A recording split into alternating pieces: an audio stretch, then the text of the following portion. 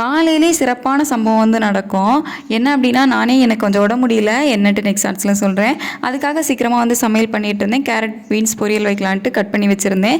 So baby அந்த டைமில் எந்திரிச்சு வந்து இருந்துட்டு கேரட் வேணும்னு கேட்டுட்டு நான் கட் பண்ணி வச்சுருந்த கேரட் வந்து சாப்பிட்டுட்டு இருந்தார். சரின்னு சொல்லிட்டு நான் சமைக்கிறதுக்காக கடாயில் அதை வந்து போட்டுட்டேன். கொஞ்சமாக கேரட் அவனுக்கு மீதி வச்சுருந்தேன். ஆனால் நான் கடாயில் போட்டுட்டேன் அப்படின்னு சொல்லிட்டு அவன் செஞ்ச வேலையை மட்டும் பாருங்கள் நீங்கள்.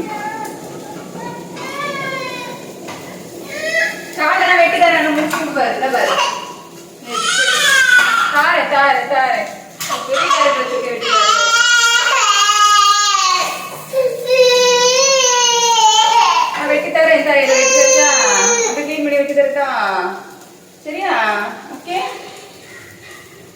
அவன் எப்படின்னா அவனை அள வைக்காமல் நம்ம வந்து மேனேஜ் பண்ணால் கொஞ்சம் ஓகேவாக இருப்பான்.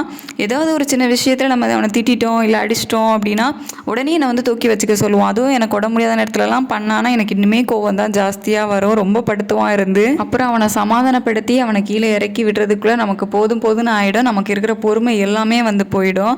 ஸோ உங்கள் குழந்தைங்களும் இப்படி பண்ணுவாங்களா? உங்களுக்கு இந்த மாதிரி எக்ஸ்பீரியன்ஸ் இருக்கா அப்படின்னு சொல்லிட்டு என் கூட கமெண்ட்டில் ஷேர் பண்ணிக்கோங்க. நெக்ஸ்ட் ஆர்ட்ஸில் பார்க்கலாம். தேங்க்யூ.